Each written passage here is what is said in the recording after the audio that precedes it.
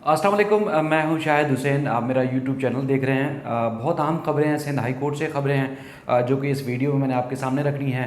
आज ख़ास तौर पर गुज्जर नाले के ऊपर जो कि अदालती हुक्म इम्तना के बावजूद ऑपरेशन किया गया FB एरिया ब्लॉक 11 में कबाइल कॉलोनी में, और उसकी तफसीलात ख़ास तौर पर बहुत ज़्यादा अहम है, उसकी इस वीडियो में बताऊंगा। इसके अलावा लापता अफराद की बादयाबी से मुताल्लिक़ जो कुछ अर्सा पहले एक टेम्पो बना था कि काफ़ी जो शहरी एक अरसा दराज से लापता थे वो वापस आना शुरू हो गए थे। जस्टिस मोहम्मद अली जस्टिस नज़र अकबर साहब की अदालत से तकरीबन 60 से 70 के करीब लापता अफराद थे, वो वापस आए थे। तो अब कुछ मज़ीद जो है वो बड़ी अच्छी अच्छी खबरें लापता अफराद से मुताल्लिक़ आने लगी हैं। एक मैकेनिज़्म बनने जा रहा है। आज भी 10 अफराद से मुताल्लिक़ खबरें हैं जो कि अरसा दराज से लापता हैं, वो आपके सामने रखूँगा। इसके अलावा नाबीना अफराद के साथ साथ कुछ और भी अच्छी खबरें हैं जो सारी फर्दर मैं तफसीलात आपके सामने रखूँगा। सबसे पहले तो लापता अफराद की बादयाबी से मुताल्लिक़ ही बताता हूँ, जिसमें नवीद इकबाल, ताज हुसैन, शेर मोहम्मद, साबिर मंसूरी, फ़हीम मोहम्मद और दीगर जो शामिल हैं। इसमें मुश्ताक और फादिल बड़ा भी हैं जिनकी गुज़श्ता रोज़ समाअत हुई थी और मैं उसको रिपोर्ट नहीं कर सका था। और इसमें कुछ दिलचस्प पहलू भी है जिसमें जो बताया गया है कि एक लापता अफराद से मुताल्लिक़ जिन्नात ने जो है वो उनको बताया कि उनका भाई जो है मलिर जेल के अंदर कैद है। वो अदालत में ये बात सामने आई तो वो भी आपके सामने रखूँगा। तो उसमें इनमें कुछ का ताल्लुक जो है MQM से है। MQM के कारकुनान थे, 7-8 साल से लापता हैं, जिसमें ख़ास तौर पर मुश्ताक, इसके अलावा जो बताया गया है फ़हीम और कई और शहरी भी हैं जो एक अरसा दराज से लापता हैं। उसके बाद फिर उनकी तफसीलात आपको सामने रखता हूँ, जिसमें तफ्तीशी अफसरान की जानिब से बताया गया अदालत को कि हम इनको तलाश करने की कोशिश कर रहे हैं लेकिन अब तक जो है वो सुराग नहीं लगाया जा सका है। ख़ासतौर पर जो फ़हीम मोहम्मद हैं, इन और इनके साथ एक साकिब शहरी थे, दोनों को साथ इनका कहना है कि इनके भाइयों का कहना है कि हिरासत में लिया गया था। 3-4 माह बाद साकिब वापस आ गया लेकिन फ़हीम अब तक जो है वो वापस नहीं आया है। और उन्होंने काफ़ी 2 भाई और जो सगे भाई थे वो आए थे फ़हीम के, जिन्होंने काफ़ी अदालत में आह बका की कि जो फ़हीम लापता है उनकी बेटी रोती है, अपने बाप को पुकारती है। हर समात पे जो हम उम्मीद लगा के आते हैं, तवक्को करते हैं कि उनके जो भाई हैं उनका सुराग लग जाएगा, पता चल जाएगा, तो हर दफ़ा मायूसी होती है। काफ़ी उन्होंने जो है वो अदालत में आह बका की मायूसी का इजहार किया, जिस पर अदालत ने उनको काफ़ी दिलासा भी दिया कि हम अपनी भरपूर कोशिश करें, अगर हमारे हाथ में होता या किसी जज ने जाकर तलाश करना होता तो हम हर सूरत जो है वो तलाश करते, लेकिन हम इदारों से करवा सकते हैं और सबसे ज़्यादा जो अच्छी असेसमेंट दे सकते हैं, सबसे जो ज़्यादा अच्छे तरीके से अगर कोई सुराग लगा सकते हैं या तरीक़ाकार बता सकते हैं या कुछ भी पता चल जाएगा तो वो तफ्तीशी अफसर कर सकता है। लेकिन तफ्तीशी अफसर ऐसा लगता है कि अब वो करना ही नहीं चाहते या कोई मजबूरी ज़ाहिर करते हैं जिसकी वजह से कर नहीं पाते। तो आज भी समाअत के दौरान जो है वो हबीब अहमद साहब ने काफ़ी चीज़ें अदालत को बताई, जिसमें उनका कहना था कि कई शहरी जो लापता थे अरसा दराज से, वो हर दरख्वास्त जो वो ना सच्ची होती है ना ही झूठी होती है। यानी कि कुछ लोग जो मुख्तलिफ संगीन नौइयत के जुराम में मुलविस होते हैं वो खुद लापता हो जाते हैं, रूपोश हो जाते हैं गिरफ्तारी से बचने के लिए। उसके बाद उनके अहले खाना जो है दरख्वास्तें दायर कर सकते हैं ताकि उनको पुलिस तंग ना करे या कोई इदारा उनके घर पर छापे ना मारे, लेकिन वो बुनियादी तौर पर लापता होते नहीं हैं। वो खुद अपनी मर्ज़ी से जो है वो चले जाते हैं, मुल्क से बाहर चले जाते हैं या कहीं ना कहीं रूपोश हो जाते हैं। तो उस पर अदालत ने काफ़ी गमगुस्से का भी इजहार किया। जैसे सलाउद्दीन पंवर साहब की अदालत में केसेस जो ज़ेर समाअत हैं, उन्होंने काफ़ी बात की, लेकिन उन्होंने ये भी कहा कि अगर कोई जुराम में मुलविस हैं तो रियासत की ही जिम्मेदारी है कि उन लापता शहरियों को बाजियाब कराएं। किसी जमात से, किसी पार्टी से, किसी तंजीम से ताल्लुक़ है या वो चाहे किसी भी संगीन जुराम में मुलविस था तो फिर उनको गिरफ्तार किया जाए। गिरफ्तार क्यों नहीं किया जाता, गिरफ्तारी ज़ाहिर की जाए। तो काफ़ी ये बातें थी जिसमें अदालत ने कहा, एक तो जिस तरह ख़ासतौर पर मुश्ताक की वालदा ने बताया कि जो कहा जा रहा है, अदालत में बात सामने आई कि जो रिपोर्ट है आदिल मुश्ताक और फादिल बाड़ा की, जो कि उस्मानाबाद गार्डन के इलाके के रिहायशी थे, तो उनका कहना था, प्रोसिक्यूटर ने बताया हबीब अहमद साहब ने, कि जैसा वो फाइल में जो है वो इनकी रिपोर्ट लगी हुई, ज़रा वो पढ़ लें। जैसा आपने वो फाइल पढ़ी तो काफ़ी हैरान रह गए। उसके बाद फिर उन्होंने कहा हाँ ये तो कत्ल और दीगर संगीन जुराम में संगीन जो वो केसेस में मुलविस है, उसमें इसके खिलाफ जो रिपोर्ट आई है, तो आदिल, मुश्ताक और फादिल की जो वालदा थी, उन्होंने अदालत को बताया कि ये सब झूठ है, ऐसा कुछ नहीं है। जिस पर अदालत ने कहा कि सब मैं जो है वो ऐसा ही कहती हैं। बहरहाल पुलिस को कहा कि ये आखिरी जो है आपके पास मोहलत है, कहीं भी गया है, खुद चला गया है, कोई लेकर गया है, आज खुद रूपोश है, कुछ भी है, लेकिन आप सुराग लगाएं, अदालत में रिपोर्ट पेश करें। ऐसा हरगिज़ नहीं हो सकता कि जो शहरी हैं वो एक अरसा दराज से लापता रहें, गायब रहें और उसके बाद फिर उनका कोई सुराग ना मिले। तो ये काफ़ी परेशान कुन, एक हैरानगी वाली बात है। तो बहरहाल ये तमाम दरख्वास्तों पर अदालत ने अब कहा है कि एक तो ये है कि तकरीबन तमाम जो सिंध भर के थाने उसमें एक रजिस्टर्ड मुरतब होना चाहिए और थाने वालों को पता होना चाहिए कि कौन सा शहरी कहाँ से लापता है, कब से लापता है, क्या नौयत थी उसकी गुमशुदगी की। और उसके बाद फिर ये भी बताया गया था कि 14 JITs हो चुकी हैं और उसके बावजूद जो है वो उनका सुराग नहीं लगाया गया। तो उस पर भी अदालत ने काफ़ी सवाल उठाए कि इतनी सारी JITs होने का फिर क्या फ़ायदा जब किसी का आज तक कोई 7 साल से लापता है, कोई 5 साल से लापता है और अब तक जो लापता है, तो उनका ये तक नहीं पता चल पा रहा कि वो गए कहाँ हैं।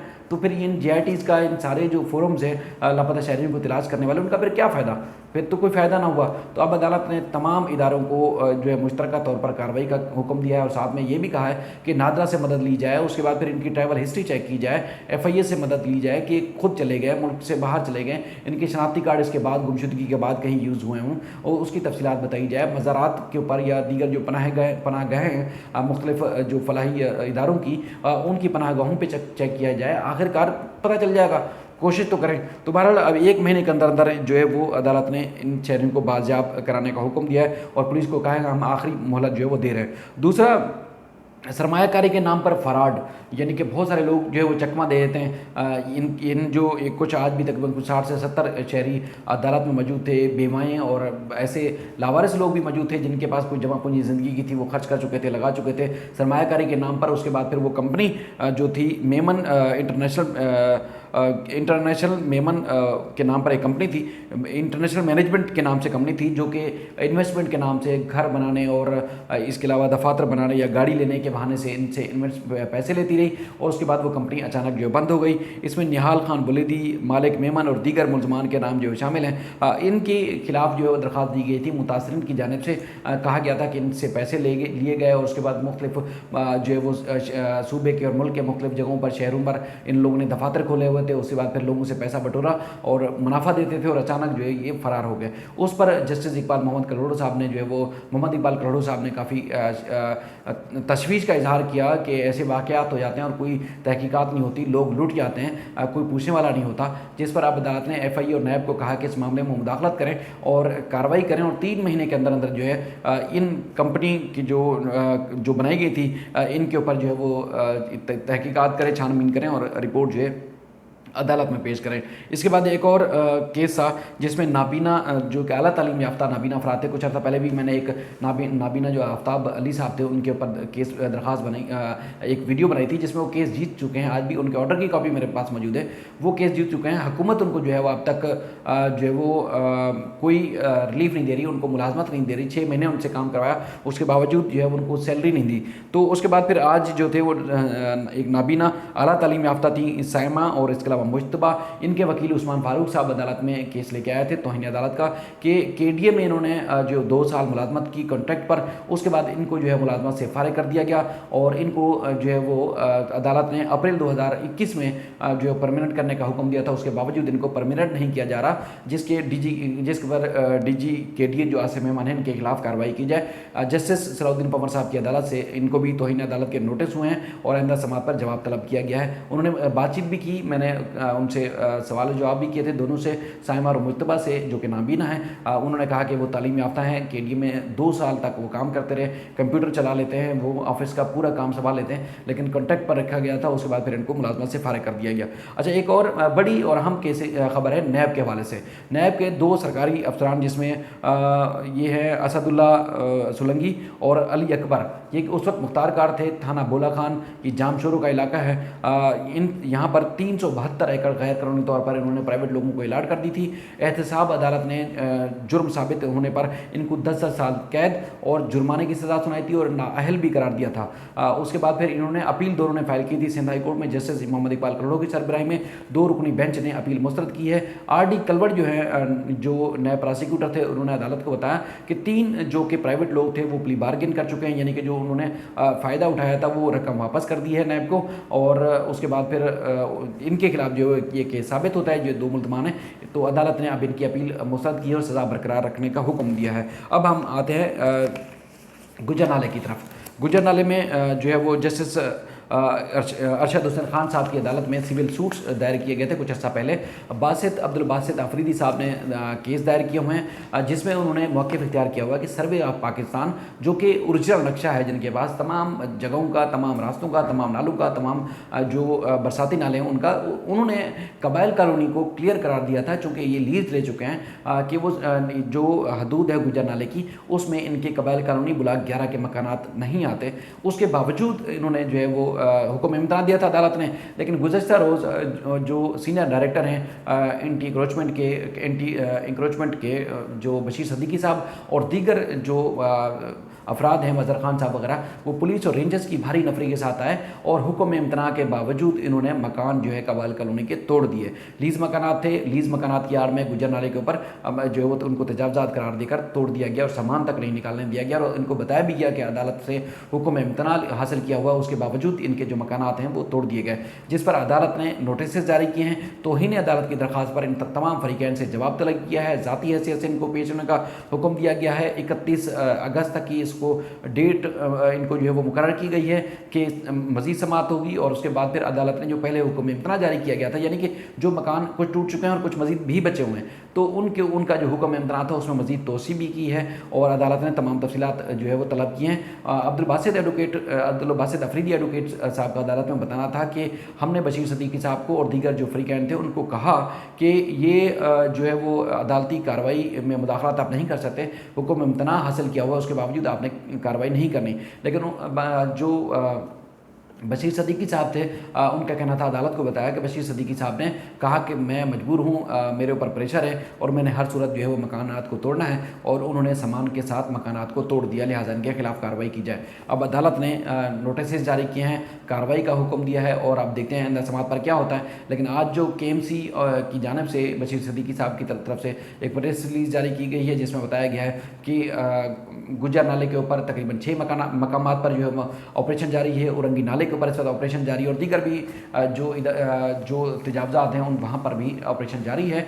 नालों को क्लियर किया जा रहा है सुप्रीम कोर्ट ऑफ पाकिस्तान के हुक्म पर और चंद रोज़ में मामला को क्लियर कर दिया जाएगा, क्योंकि ताख़ीर इसलिए हुई कि मुख्तलिफ़ जगहों पर मुख्तलिफ़ जो रहने वाले लोग हैं उन्होंने अदालतों से स्टे लिया हुआ था और कहीं मसरूफियत की वजह से या तातीलात की वजह से ऑपरेशन जो है वो बर वक्त जो टाइम फ्रेम दिया गया था उसमें मुकम्मल नहीं हो सका है। लेकिन कार्रवाई जारी है और आज भी बताया गया कि FC एरिया में भी एक कब्रिस्तान जो कि पाकिस्तान से भी पहले था, वहाँ पर मज़ारात भी थे, उनको भी मसमार कर दिया गया है गुजर नाले के ऊपर, उनको तजावज़ात करार देकर। बहरहाल कोशिश करूँगा कि वहाँ पर भी जाऊँ मैं और मैं आपको अगली वीडियो में शायद बताऊँ कबाइल कॉलोनी की सूरत हाल भी और जो C एरिया है लियाकताबाद का वहाँ की सूरत हाल भी आपको बताऊँ ताकि हक़ाइक़ से आप सब आगाह हो सकें। और मैं भी कोशिश करता हूँ कि जो कुछ अदालतों में होता है वो बताऊँ और उसके बाद फिर मैं फील्ड में भी जाकर आपको असल हक़ाइक़ से, असल मामला से आगाह करूँ। जो देखने वाले हैं, जो पसंद करते हैं, जो सजेशन देते हैं, कोई भी राय देते हैं, बिल्कुल मैं उनका एहतराम करता हूँ। जो अदालतों में होता है वो मैं कोशिश करता हूँ रिपोर्ट करूँ। अगर कोई अल्फाज में कोई कमी कोताही हो जाती है, अगर कोई अल्फाज का चुनाव शायद बेहतर ना होता हो तो उसके लिए मैं माज़रत खा हूँ। लेकिन जो कुछ हक़ाइक़ होते हैं, जो चीज़ें अदालतों में आती हैं वो रिपोर्ट करते हैं, किसी चीज़ के हक़ में या किसी चीज़ के खिलाफ नहीं होता। मैं कोशिश करता हूँ न्यूट्रल तरीके से आपको रिपोर्ट भी कर सकूँ। अपना ख्याल रखिएगा। अल्लाह ताला हमारे पाकिस्तान का, हमारे शहर का, हमारे मुल्क का, सूबे का ख्याल रखें। हामी और नासिर हो। अल्लाह हाफ़िज़।